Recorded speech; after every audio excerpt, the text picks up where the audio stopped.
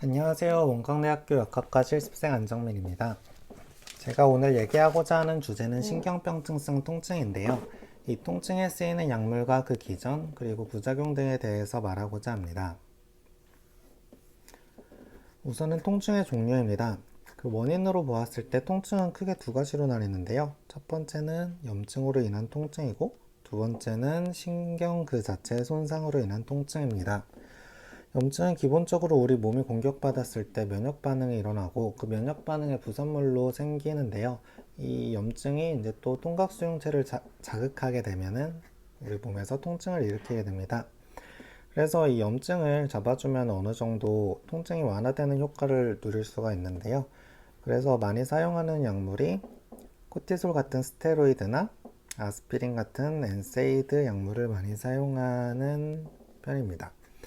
그런데 이 두 번째 통증인 신경병증성 통증은 신경 자체로 인한 손상으로 인한 통증이기 때문에 이런 일반적인 진통제들이 듣지 않기 때문에 다른 약제를 사용해야 됩니다. 흔히 이제 사용하는 약물들이 간질치료약으로 쓰인 항정간제나 항우울제, 그리고 국소마취제 등등인데요. 오늘은 이런 약물들이 왜 통증 치료에 쓰이는지 알아보기 위해서 그 기전과 그리고 부작용들에 대해서 알아보고자 합니다. 기전을 알기 위해서는 우리 몸의 자극의 전달에 대해서 알아야 하는데요. 우선 이 뇌랑 척수를 같이 묶어서 중추신경이라고 부르고요. 그 나머지 부분들을 말초신경이라고 불러요. 이 말초에서 이제 느끼는 감각을 중추로 보내고 이제 중추에서 우리 말초로 다시 명령을 내려야 하잖아요. 이때 말초에서 중추로 가는 신경을 감각신경이라고 부르고 중추에서 다시 말초로 가는 신경을 운동신경이라고 부릅니다. 또 신경이 하나로만 이루어진 것이 아니기 때문에 이렇게 신경이 닿아 있는 부분이 있는데요. 그런 부분들을 시냅스라고 합니다. 이 시냅스를 확대한 그림인데요. 시냅스를 기준으로 신호를 이제 주는 쪽 신경을 시냅스 전뉴런, 시냅스 이제 신호를 받는 쪽을 시냅스 후뉴런이라고 합니다. 그리고 이제 하나의 신경 세포 안에서 이제 자극이 이동이 될 때는 탈분극이라는 과정을 거쳐가지고 자연스럽게 전기 신호로 내려오는데요. 이 신경 세포 간에 자극을 주려면은 이게 이어져 있지 않기 때문에 이런 시냅스라는 공간을 이제 넘어야 돼 가지고 신경 전달 물질을 사용해야 돼요. 이 신경 전달 물질이 이렇게 시냅스 간격으로 확산이 되면은 시냅스 후 세포에서 그 표면에 NMDA 수용체를 발현시켜 놓는데요. 이 NMDA 수용체에 신경 전달 물질이 붙으면은 이 안쪽으로 나트륨이나 칼슘 같은 이런 양이온들이 들어가게 되고, 그래서 신경 전달 기능이 이제 쭉 다시 내려갈 수 있게 되겠죠. 어쨌든 이런 그 자극이 신경세포 말단으로 이제 가게 되면은 이 말단에는 전압 의존성 칼슘 채널이 있어요.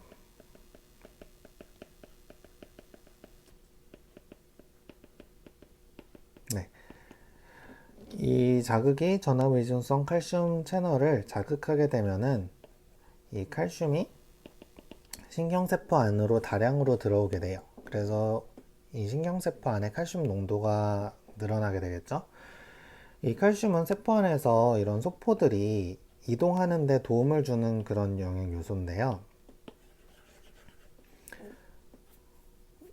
이 소포 안에 신경 전달 물질이 들어있어요. 이 신경 전달 물질이라고 하면은 글루타메이트나 도파민이나 세로토닌 뭐 그런 등등 그런 물질들이 어쨌든 칼슘의 도움을 받아가지고 시냅스 공간으로 퍼져나가게 되고, 그 퍼져나가게 되면은 그 신경 전달 물질의 종류에 따라서 어쨌든 시냅스 후 뉴런한테 신호를 전달해 주는 거겠죠. 근데 이런 신호가 전달된 것 자체가 통증이라는 얘기는 아니에요.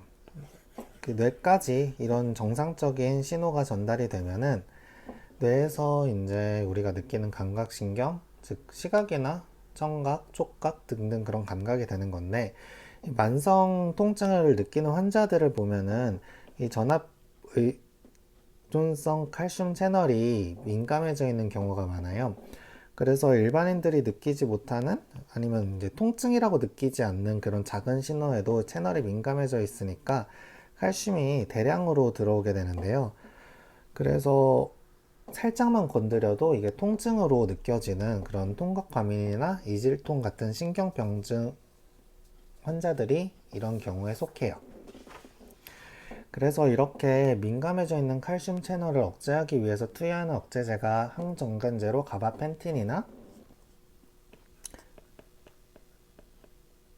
프레가발린 같은 약제를 사용하는데요. 정확히 얘기하면은 이 칼슘 의존성, 전압 의존성 칼슘 채널의 소단위체 중 하나인 그 알파2 델타 소단위체가 있는데, 거기에 붙어가지고 이 통로가 넓게 열려있는 이 통로를 좁혀주거나 닫아주는 그런 약물을 하는데요. 그래서 이렇게 들어가는 칼슘을 막아주게 된다면은 그 자연스럽게 전달되는 통증도 줄어들게 되겠죠. 그리고 또 여기서 사용하는 약물이 이 신호를 받는 NMDA 수용체를 막아주는 그런 약물도 있는데요.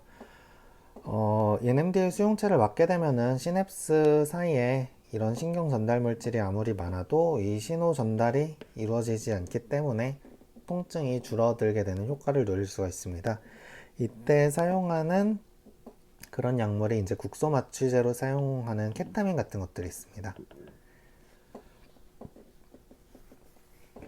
다음에 말씀드릴 약물은 항우울제인데요.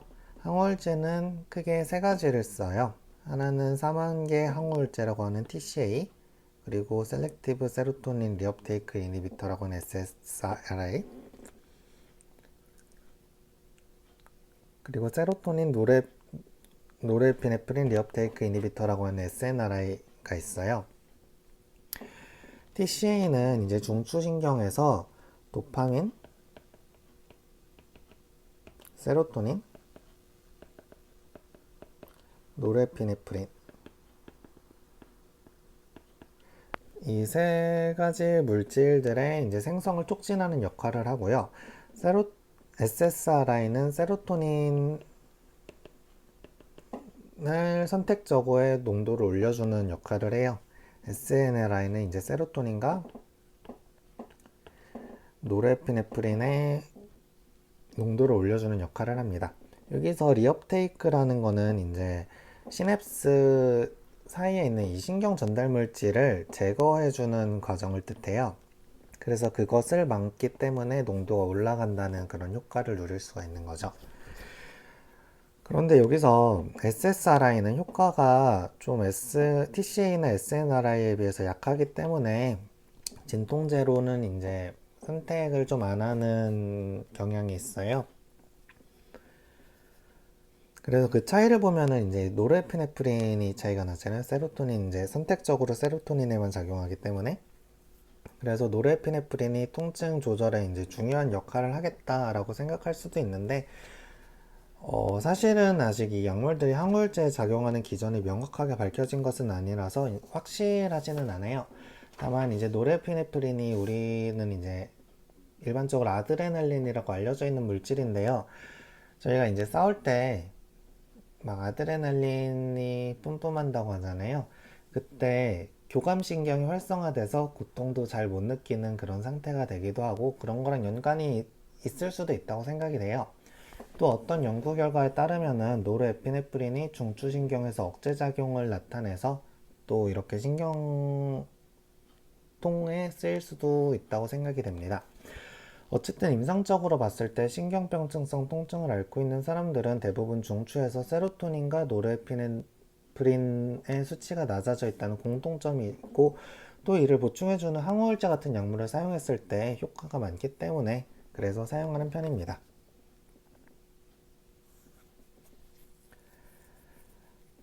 신경병증성 통증을 사용하는 약물들은 대부분 이제 우리 인체 내 신경을 건드는 약물들이기 때문에 부작용이 좀 있는 편이에요. 그래서 이제 이런 것들 부작용에 대해서 좀 알고 그거를 좀 주의를 하는 게 유리하겠죠.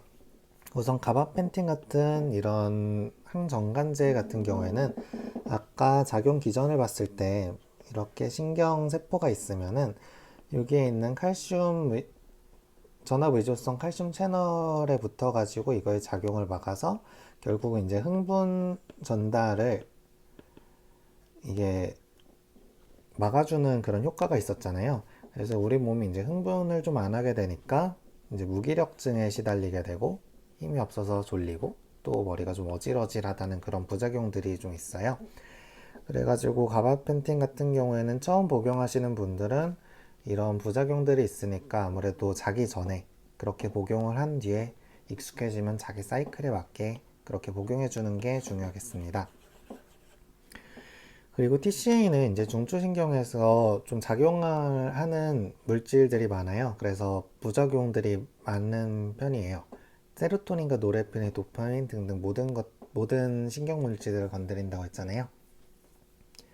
그 부작용을 보면은 기립성 저혈압과 부정맥이 있는데 TCA에 작용하는 그 신경 물질 중 하나가 이제 심장에 작용을 한다고 해요. 이제 심장에 작용해서 심장 확동수를 줄이고 심장 수축력도 줄여주고 그래가지고 어쨌든 심장에 작용을 해가지고 부정맥이 있을 수도 있고요. 또 다른 하나가 기립성 저혈압인데요.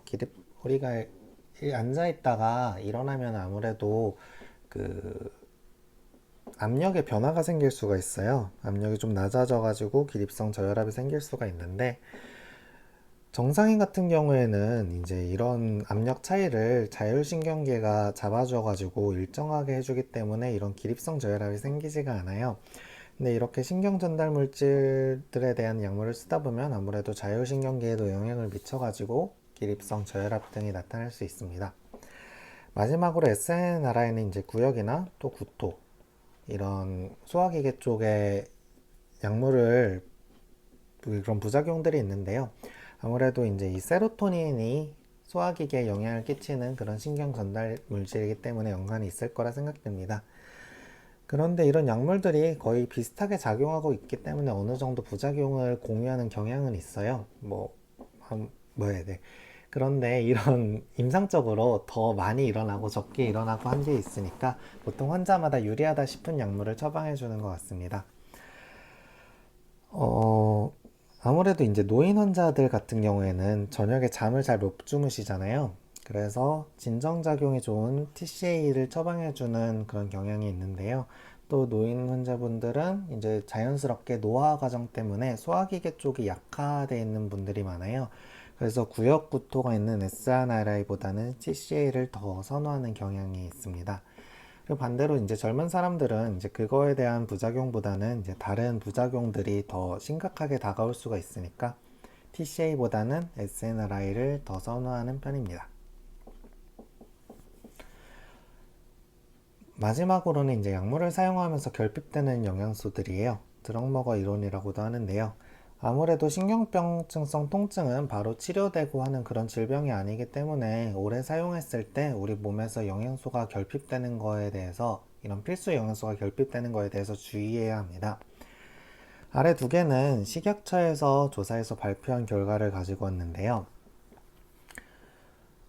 첫 번째는 이제 플록세틴 같은 SSRI를 복용했을 때 엽산이나 멜라토닌의 혈중 농도를 감소시킨다는 연구 결과가 있어요. 특히 이 엽산이 좀 한때 핫했던 그런 영양소인데요.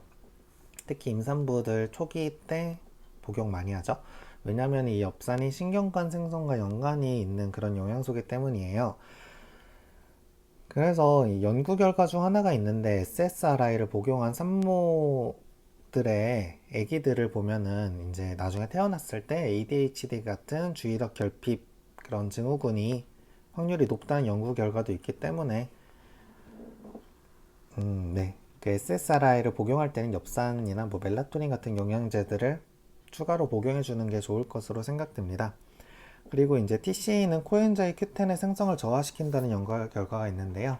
이 코엔자임 Q10이 예전에 그 스타틴 같은 고지혈증 치료제들 오래 먹는 약들 있잖아요. 그런 것을 복용했을 때 고갈되는 영양소로 유명했었어요.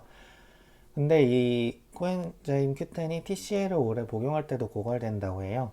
코엔자임 Q10은 그 아직 양리작용 자체가 명확히 밝혀진 건 아닌데요. 우리 세포 내 에너지 생성을 돕고 항산화 효과를 나타낸다고 알려져 있어요.